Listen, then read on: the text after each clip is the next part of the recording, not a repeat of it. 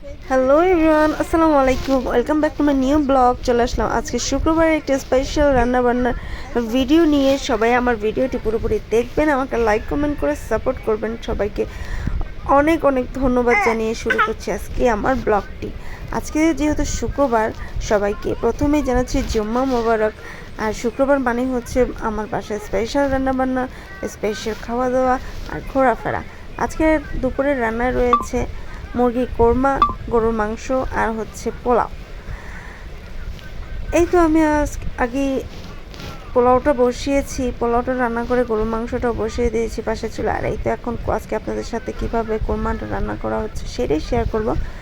আমি প্রথমে মুরগিটা ভালো মতো ভেজে নিয়েছি। আসলে যেহেতু ব্রয়লার মুরগি ছিল, ব্রয়লার মুরগিটা না ভেজে নিলে সেভাবে খেতে একটা ভালো লাগে না, যার জন্য ব্রয়লার মুরগিটা ভেজে সুন্দর করে উঠিয়ে নিয়েছি। সেই তেলেই, যেই তেলে আমি মুরগিটা ভেজেছিলাম, সেই তেলটা অন্য একটা কড়াইতে দিয়ে ওখানে বাদাম বাটা, আদা রসুন বাটা, পেঁয়াজ বাটা, জিরা বাটা, গরম মশলা বাটা, ধনিয়া গুঁড়ো, তারপরে একটু কাঁচামরিচ, হালকা একটু কাঁচামরিচ বেটে দিয়েছি।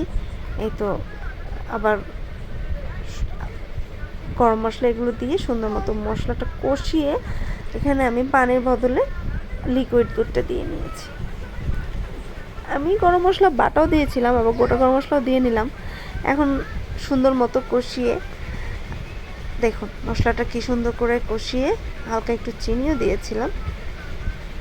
আর এইদিকে আমার গরুর মাংসটা হচ্ছিল।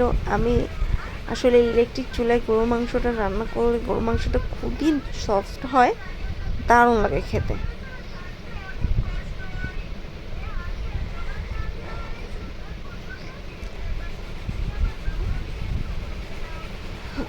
আজকে শুক্রবার ছিল, আজকে দুইটা দাওয়াত ছিল। আসলে দাওয়াতে যাওয়া হয়নি, এই জন্য ভাবলাম দাওয়াতের মতোই রান্না বান্না আজকে করে আমরা বাসায় দাওয়াতি খানা খেয়ে ফেলি, যেহেতু বাসায় মেহমান আসছিল এই জন্য।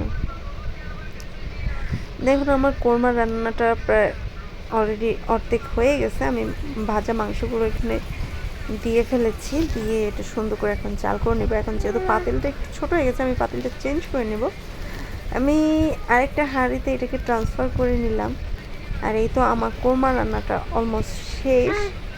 দেখুন কত সুন্দর একটা কালার হয়েছে, দেখতে এত লোভনীয় লাগছে যে মন চাইতেছে এখনই খেয়ে ফেলি, কিন্তু কী করার, আমাকে ওয়েট করতে হবে। আর এই তো পাশে আমার পোলাওটাও হয়ে গিয়েছে। আমার পোলাওটা শেষ রান্না করা। দেখুন সবসময় আমি এই হাঁড়িটাতে পোলাও রান্না করে থাকি। এই তো, আর এই তো আমার গরুর মাংসটা রান্না কেমন হয়েছে সবাই অবশ্যই কমেন্ট করে জানাবেন। আল্লাহ হাফেজ।